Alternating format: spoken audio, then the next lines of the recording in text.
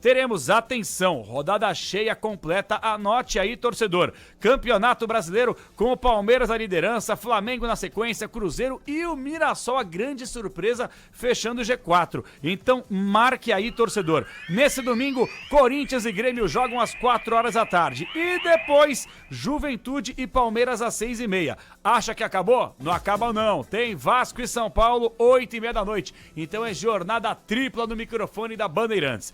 E é o primeiro jogo que a gente vai transmitir, curiosamente, coincidentemente, simplesmente um jogador que atuou nos dois clubes e que é um cara que é diferenciado, não só dentro de campo, mas um poderio intelectual diferenciado também. Estamos falando com Ramiro, neste domingo especial, Domingo Esportivo Bandeirantes, jogador com passagens pelo Juventude, Corinthians, Grêmio, jogou no futebol do mundo árabe, hoje nos Estados Unidos, quer dizer, rodou barbaridade ou não rodou, Ramiro? Bom dia!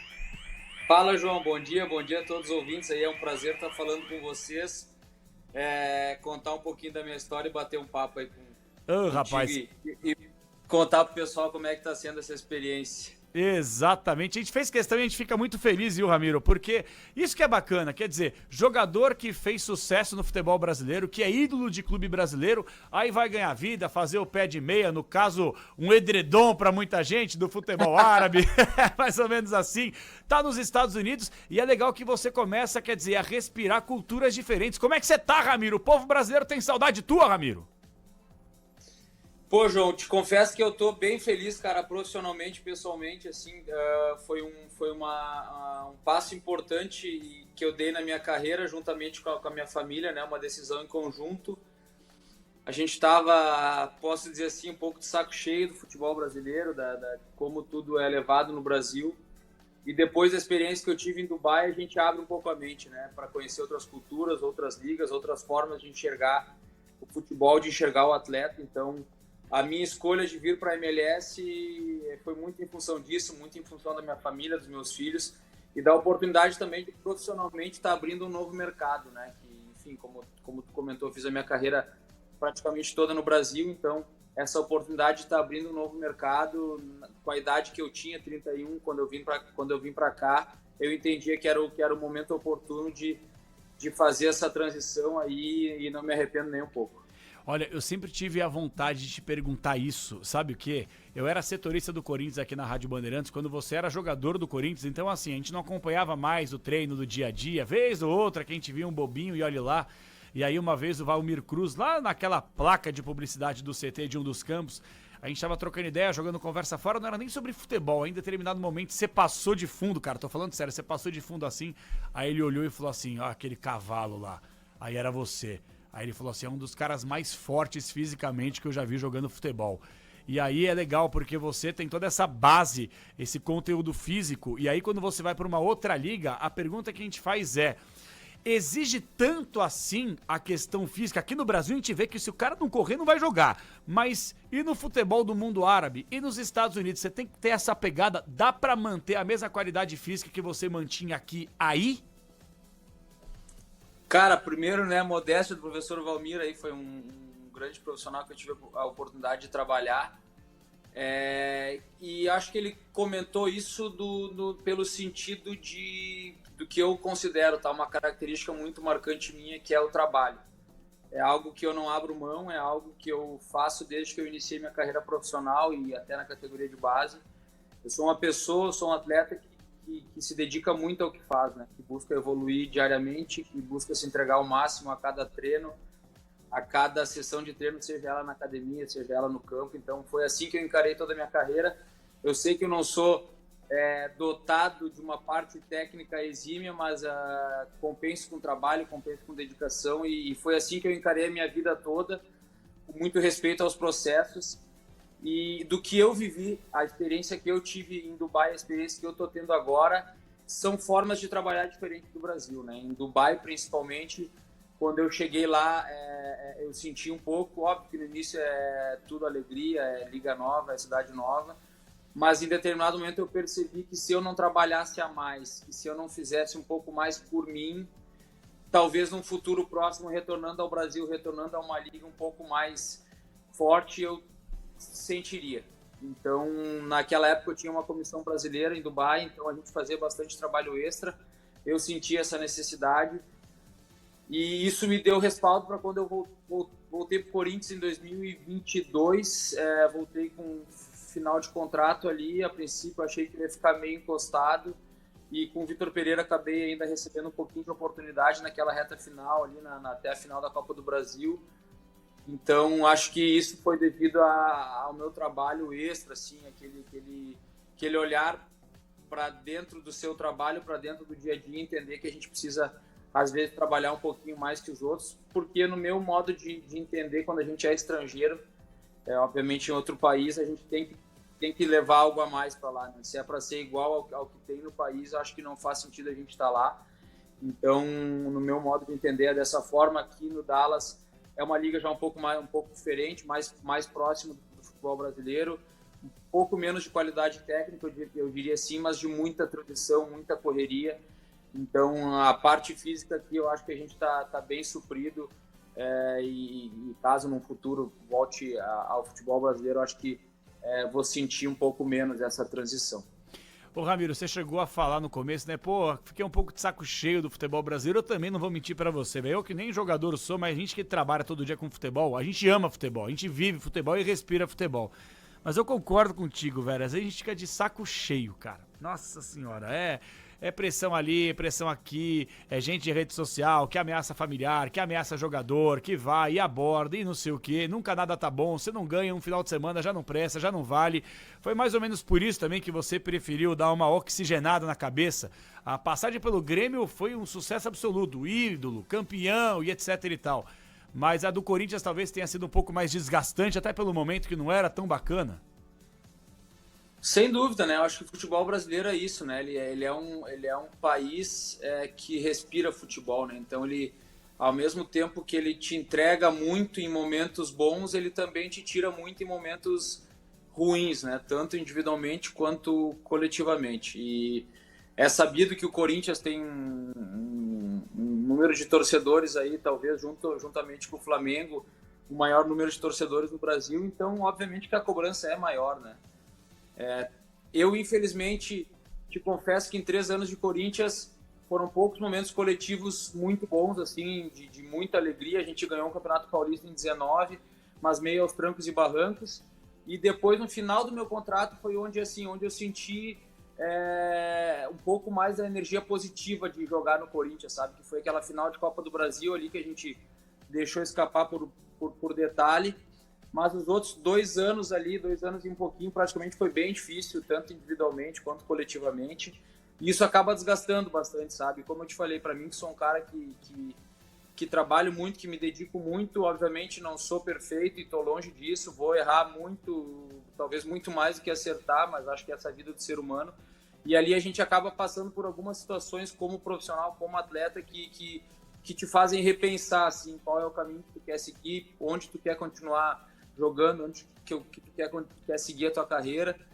E aí depois 2 anos no Cruzeiro também, entre altos e baixos, e aí eu falei, cara, eu preciso dar um tempo, assim, preciso dar um tempo do Brasil, assim, pra mente, porque senão aqui eu vou acabar enlouquecendo, né? Então, com essa oportunidade de vir pra MLS, conseguir o que eu queria, assim, de realmente ser feliz jogando futebol, poder dar o meu melhor, sem aquela...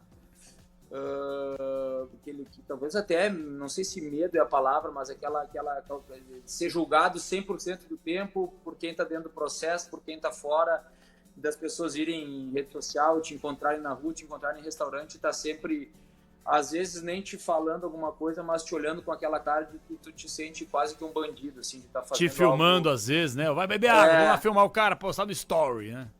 Exatamente. Assim, eu depois que fui pai, principalmente a minha cabeça mudou completamente e aí tem outras coisas que vêm à frente também do atleta, que é a minha vida pessoal, minha vida humana, que a minha família, isso aí eu não vou abrir mão. É verdade, muitas vezes a gente acaba não humanizando o jogador, né? Atrás da camisa do clube que defende tem um cara, um pai de família, um sujeito honesto, um cara trabalhador, só que muitas vezes isso não conta quando a bola não entra. Estamos conversando com o Ramiro, volante, meia, ponta, o cara joga em todo que é posição a gente precisa, polivalente, jogador que passou por muitos clubes do futebol brasileiro, principalmente com Corinthians e o Grêmio, que vão se enfrentar daqui a pouquinho. Então, ô Ramiro, você sabia que, impressionante, quando a gente conversa com algumas pessoas, os bastidores da bola, as pessoas falam do Ramiro sempre, poxa vida, o Ramiro é um batalhador, um guerreiro em campo, o cara que é polivalente, joga em várias posições. E eu nunca vou esquecer que naquele título de Libertadores, que você também foi um dos protagonistas, com o Arthur, com o Luan, com tanta gente boa daquele grupo do Renato Portaluppi, naquela final de Mundial contra o Real Madrid, ninguém vai descer goela abaixo aqui. Você sofreu um pênalti do Real Madrid e não marcaram, Ramiro. Cara, teve aquele episódio, a galera, os amigos lá do Sul, algum pessoal da imprensa lá que eu tenho também um contato mais próximo, relembra bastante essa história e talvez era para ter tido um final diferente aquele momento, aquele jogo, mas foi uma experiência única, assim. Foi uma experiência única para todo mundo que estava naquele grupo, disputar uma competição daquele tamanho contra a equipe que era o Real Madrid. Obviamente que a gente queria um desfecho melhor e mais feliz daquela história, daquele jogo, mas tenho certeza que todo mundo que estava lá deu o seu melhor, né? Era duro aquele time do Real Madrid, era difícil de bater. E foi só 1-0 também que a barreira abriu, aí acabou matando o Marcelo Groy, né? Mas vocês fizeram uma temporada brilhante também. E aquele time, ô Ramiro, me corrija se eu estiver errado, tá? Eu tô puxando pela memória, a gente estuda aqui pra se prepara, mas tem coisa que passa também, que muitos anos de estrada. Mas eu lembro que em 2017, aquele grupo que foi formado, pouca gente dava tanta fé assim. Cortez, Léo Moura, Fernandinho, jogadores mais experientes, mais rodados e tal. E se eu não estou equivocado, você não era tão aproveitado assim com o Roger Machado. E aí depois chega o Renato Portaluppi e aí o Renato Gaúcho te pega e aí você vai ser o meu pilar. E aí a coisa muda de figura com o Grêmio, não foi isso? Na realidade isso começou em 2016, né? Isso. Com o título da Copa do Brasil. Então a gente inicia o primeiro semestre caindo fora da Libertadores, não ganhando o campeonato estadual, e aí tem a queda do Roger, e aí chega o Renato no meio da temporada e aí a gente faz aquela reta final de Copa do Brasil da forma que foi, como tu falou, com jogadores que uma folha salarial baixa, com jogadores que não tinham renome no cenário nacional, e aí a gente ganha a Copa do Brasil da forma que a gente ganhou. E aí o time já entra em 2017 já com outra cara e com outra visibilidade dentro do cenário nacional, né? E aí 2017 já é um baita ano, apesar da gente ter perdido o Campeonato Gaúcho, já é um ano que a gente faz, assim, a gente brincava que a gente jogava por música, assim, era só saber qual seria o placar, que a vitória a gente já sentia que era garantida, assim, foi formado com o tempo, né? Isso aí a gente não constrói do dia para noite, mas foi formado um grupo com muitas diferenças, mas que a hora que estava junto, a hora que estava dentro de campo era uma família, assim, era bonito de ver, são amigos, são pessoas que eu tenho certeza que eu e muitos outros daquele grupo a gente vai levar para o resto da vida, assim, realmente amizade e companheirismo dentro de campo, mas também fora de campo a gente construiu coisas muito bonitas ali como profissionais. Pô, não tenho dúvida. Agora, o Ramiro, você que já passou por tanto clube grande e em diferentes centros, queria que você traçasse uma linha aqui. Eu sei que para um jogador é difícil, mas você é um cara que, não sei o que você pensa, tá muito cedo ainda para pensar em aposentadoria, mas acredito que inserido no futebol tem tudo para ser um baita de um dirigente, treinador também, se quiser, porque você sabe lidar bem com as palavras. E eu queria que você traçasse uma comparação com o que você viveu aqui no Brasil, no Juventude, onde você começou a carreira, Grêmio, Corinthians, uma rápida passagem pelo Cruzeiro, muitos clubes devendo pra caramba, muitos clubes que não têm gestores profissionais, e você passou por alguns centros que você tem um nível de profissionalização diferenciada. Queria que você comparasse aqui, por exemplo, o futebol norte-americano, que atualmente você tá, com o futebol árabe que você passou e com o futebol brasileiro que você tantas vezes conviveu. Cara, eu acho que são coisas assim, e clubes e países e ligas bem distintas. Assim, o Brasil, o que eu posso te dizer é que hoje eu não tenho vontade nenhuma de trabalhar com futebol pós-carreira, porque onde envolve muita política, tem tanta coisa no meio do futebol assim que se tu vai, para mim que vivia, acaba enxergando muita coisa, né? O pessoal que tá de fora não enxerga e não tem noção, mas para quem tá dentro do processo assim tem muita coisa que para quem é honesto, para quem quer fazer as coisas corretas com processos que é difícil, assim, é difícil de aguentar. Eu não sei se eu me sujeitaria a passar por isso, a estar dentro desse tipo de clube. Talvez com a entrada de SAFs, talvez isso organize um pouco mais, mas também a gente sabe aí que tem muito peso de torcida organizada, tem muita politicagem envolvida, então eu posso dizer assim que o furo é mais embaixo, né, no futebol, para a gente mudar, para a gente talvez estar trabalhando, mas aqui na MLS, lá em Dubai também, na experiência que eu tive, com certeza se tem tranquilidade para trabalhar e para desempenhar o seu melhor. Óbvio que a liga também tem problemas, os clubes daqui também têm problemas, mas para o profissional que está ali todo dia trabalhando, batalhando, com certeza aqui ele te dá uma garantia melhor, um espaço maior de desenvolver o teu trabalho de fato, não é aquela busca pelo imediatismo como o Brasil tem, que dá um pouco mais de segurança no trabalho, mais me fugiu a palavra, mas tem uma vida esportiva maior dentro do clube, dentro do processo que tu está liderando. Então, aqui com certeza eu teria mais vontade de estar inserido nesse processo num pós-carreira. Eu tava ouvindo você falar e me veio uma cena na cabeça, nada a ver com a nossa resenha aqui, mas recentemente, não sei se você viu, talvez dê para você acompanhar que o fuso horário não é tão grande, né? Mas recentemente o Palmeiras fez aquela virada épica, histórica, tá em mais uma final de Libertadores. E o próprio Abel, mesmo depois da virada 4-0 em cima da LDU, acabou falando, né? Pô, fiquei chateado, pô, os torcedores, né, me xingaram e tal, isso mexeu comigo. E assim, cara, estamos falando do maior técnico da história do Palmeiras, pelo menos pra muita gente, eu também enxergo assim. O cara que, mais uma vez, leva o Palmeiras à possibilidade de conquistar a sua terceira Libertadores. No caso do Abel Ferreira, a quarta a favor do Palmeiras. E aí o cara teve muro pichado, xingamento de burro, xingamento em rede social também, quer dizer... É aquela coisa, né, Ramiro? É meio que um modus operandi doentio do futebol sul-americano. Se você ganha quarta, você é um gênio. Se você perde domingo, irmão, você não sai de casa segunda e terça até quarta você jogar e ganhar de novo, né? Cara, o que o Palmeiras do Abel fez aí nesses últimos 4, 5 anos é algo, tipo assim, inacreditável hoje em dia, assim. Eu acho que ele, o clube e os jogadores que estavam dentro do processo têm um mérito absurdo, assim, porque de fato é como tu falou, eu acompanho de longe o processo, tive no Brasil durante o início dessa fase, o início não, durante a maioria dessa parte vitoriosa do Palmeiras, e ter torcedor que ainda tem coragem de criticar o trabalho do cara, assim, olha, é esse tipo de coisa que me cansou, sabe?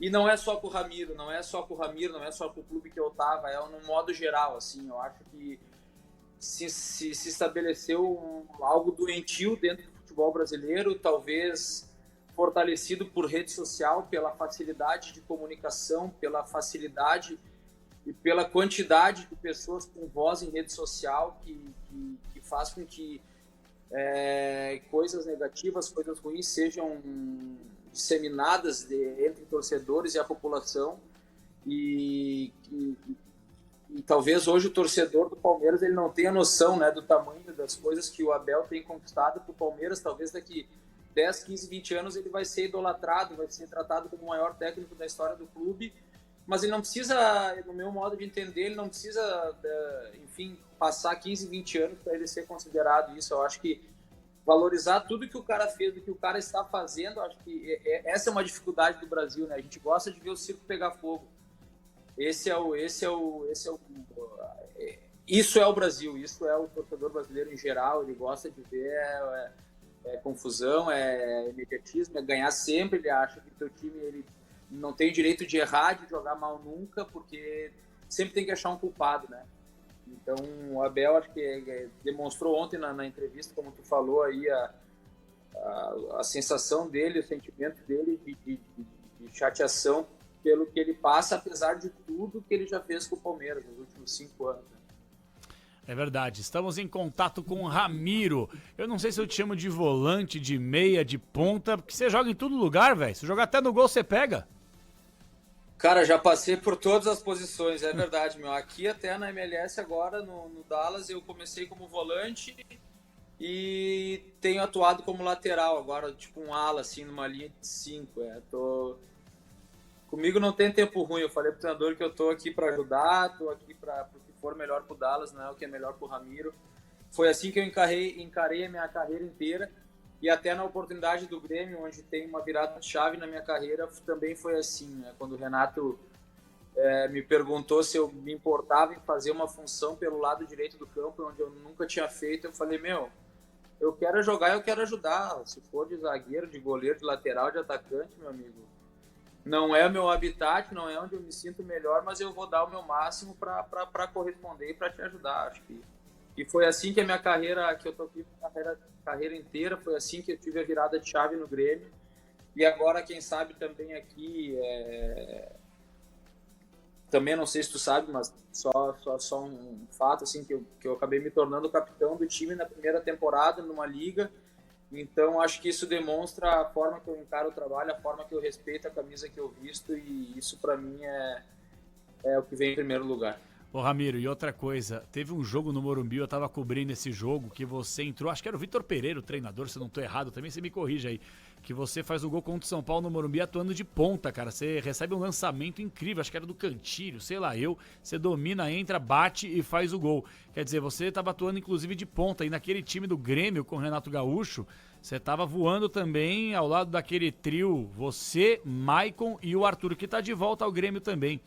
Eu queria que você falasse um pouco sobre o Renato Gaúcho, porque você, velho, você falou uma coisa que é fundamental, né? Esse aspecto doente que as pessoas passam e enxergam o futebol. E o Renato Gaúcho, recentemente, ele chegou a terminar como 4º na Copa do Mundo de Clubes, que não dá nem para comparar o orçamento de um Fluminense com o orçamento do Paris Saint-Germain, do Chelsea, etc.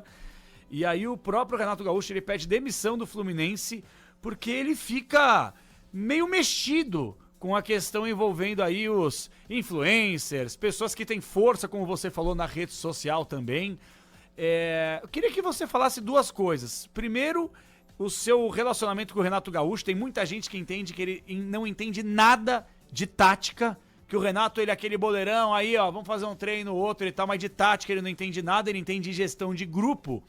E que você falasse também sobre essa questão envolvendo rede social, cara. Isso é algo que um jogador, entre aspas, tá, tem medo, Ramiro? Cara, primeiro eu vou falar de rede social, então. Eu acho que é um meio poluído, é um meio doentio. A gente no Brasil aí infelizmente ver sangue, né? Acho que esse é o principal objetivo de rede social. E não é só para o atleta de futebol, não é só para o jogador, eu vejo isso para celebridades, para, enfim, atores, cantores. Eu vejo que o negócio é disseminar o ódio, é disseminar notícia negativa, é ver tristeza, é ter inveja do outro, que o outro tem uma vida feliz, enfim. Eu tenho rede social, tá? Eu gosto de acompanhar meus amigos, gosto de acompanhar, porque, querendo ou não, no meu mundo, eu construo amizades dentro do futebol e a gente vai, cada um seguindo o seu caminho. Então, a rede social acaba que é um meio da gente estar acompanhando a vida dos amigos, a vida dos filhos, enfim, dos clubes por onde eu passei. E no meu caso é um bem necessário, mas eu te confesso que eu uso bem pouco perto do que eu vejo algumas pessoas usar. Sim, eu uso realmente por questão de notícias, porque eu acho que é um meio hoje doentio e poluído, tá? Eu acho que é um meio que enfim, pode destruir carreiras. Se o cara não estiver muito bem preparado psicologicamente, mentalmente, a gente pode seguir um caminho aí, infelizmente, triste. E, cara, quanto ao Renato, quem convive comigo sabe a gratidão, o carinho que eu tenho por ele, pela pessoa dele. Como eu falei, foi com ele a minha virada de chave dentro do Grêmio. Então, esse é um carinho que eu vou ter para sempre com ele, uma gratidão. Obviamente que eu correspondi dentro de campo também, ele não vai ficar ali dando oportunidade, bancando quem ele acha que não merece. Então, acho que é parte de uma oportunidade que alguém te dá e aí, a partir daí, é questão da gente aproveitar ou não, né? Mas eu acho que ele, com certeza, tem como maior atributo a gestão de grupo. Acho que esse é o ponto principal dele. Eu tive a oportunidade de trabalhar com ele em 2 passagens no Grêmio, em 2013 e 2016 até 2018. Então, encontrei Renatos diferentes, talvez também diferente do Renato que eu vejo hoje em entrevista, que também me parece um pouco cansado, sabe, de tudo que o futebol brasileiro tem proporcionado para ele. Eu sinto, também não é uma pessoa que eu tenho contato diário, semanal, para saber se isso é realmente o que ele pensa, mas me parece uma pessoa que também cansou, assim, sabe, cansou do Brasil, cansou de ter que estar provando 24 horas por dia que ele é bom, que ele tem, enfim, tem as suas virtudes. Não é uma pessoa perfeita, como nenhum de nós é, acho que ele tem coisas que ele tem a melhorar e por isso que existe uma comissão técnica dentro do futebol, né? O que a gente não tem, a gente procura com pessoas que estão ao nosso redor. Então, não vou te dizer que ele não sabe nada de técnica, de tática, mas ele com certeza tem na gestão o seu ponto principal e de parte técnica e parte tática, no meu ponto de vista, ele tem o suficiente para construir um time vencedor. E eu acho que é isso o que pesa muitas vezes. Eu já trabalhei com treinadores inteligentíssimos, de treinos maravilhosos e que na gestão de pessoas deixa a desejar, né? Então, acho que tentar encontrar o equilíbrio disso é o que faz treinadores e grupos serem campeões. Que legal. Estamos em contato com o Ramiro. Ô Ramiro, queria que você, até pra gente poder encaminhar pra fechar, velho, porque realmente se deixar eu fico 2 horas conversando contigo, que o papo é sempre bacana pra caramba. Mas eu queria que você falasse, me chamou a atenção isso, velho. Você falou que não tem interesse hoje, claro, você tá jovem ainda, tem muitos anos, se Deus quiser, até porque se cuida pra caramba pela frente. Mas você já pelo menos vez ou outra deita a cabeça no travesseiro, sabendo como é que tá o futebol brasileiro, os clubes em frangalhos, com dívidas e etc e tal. O que você gostaria de fazer hoje, depois que você parar de jogar? Ou você nem pensa nisso, não tá no seu planejamento aí, Ramiro? Cara, eu te confesso que no Brasil eu me dava mais uns 2, 3 anos de carreira se eu ficasse no Brasil, eu acho. É mesmo, Aqui cara? eu acho que Só? Aqui eu acho que eu me dou mais uns 10. Eu acho que a minha vida profissional aqui ela vai ser e pode ser prolongada assim de forma absurda até em comparação com o Brasil, justamente por isso. Assim, aqui a gente tem a cabeça tranquila para trabalhar, a gente tem um calendário que te permite também. Eu já não tenho mais 18 anos, né? Eu já estou com 32 hoje, então a recuperação é um fator importante de conseguir estar sempre de tanque cheio nas partidas, né? Então, primeiramente pensando na carreira, como eu te falei, aqui o meu pensamento ele já mudou um pouco do que eu vinha pensando no Brasil. Mas hoje, assim, o meu pós-carreira eu sempre direcionei e tento direcionar para não estar mais no futebol, principalmente no Brasil, porque ele te tira muito tempo, né? O futebol brasileiro ele te consome, e dizem que comissão técnica ou parte diretiva consome ainda mais que jogador, né? Consome mais e ganha menos. Então, então não sei se no final da minha carreira como atleta eu vou estar disposto a isso. Vamos ver, cara. Eu não procuro assim criar expectativa e plano por pós-carreira, porque acho que ainda falta um pouquinho e quando chegar a hora eu vou estar preparado, vou estar estudando. A vida toda eu vivi o futebol, então também ao mesmo tempo que eu não quero estar no futebol, eu não me vejo fora dele, então é aquela sensação de realmente estar em dúvida. Eu vou me preparando, vou aqui agora aprendendo inglês, aprimorando inglês. Aqui se fala muito espanhol também, então se conseguir sair daqui já falando mais de uma língua fluente, eu acho que isso aí também já te abre um horizonte gigantesco, buscando conhecimento dentro do futebol, fazendo cursos para quando encerrar a carreira já estar aí realmente direcionado, né, no caminho a seguir pós-carreira. Já deu para enfrentar, já que vocês falam bastante espanhol aí em Dallas, já deu para enfrentar o Messi aí pelos campos americanos ou ainda não? E a gente jogou contra o time dele, jogamos contra o Inter Miami, mas foi uma véspera de decisão. Eles tinham uma decisão pós o nosso jogo e acabou que contra nós eles foram tudo poupados. Ai, que pena, né? Não tive a oportunidade. Nos deram os 3 pontos, pelo menos. Ganhamos deles. Aí você dorme mais tranquilo, não tem que correr atrás do Messi, do Suárez. Por mais que o Suárez seja com um joelho e meio aí também, mas é duro correr atrás dos homens, hein, velho? Exatamente, exatamente. Pelo menos levamos, já que não tivemos a oportunidade de jogar contra eles, que a gente pelo menos saiu de campo vencedor. É verdade. Ô, Ramiro, pra te liberar agora sim, você é de Gramado, rapaz? Rio Grande do Sul? Isso, sou de Gramado.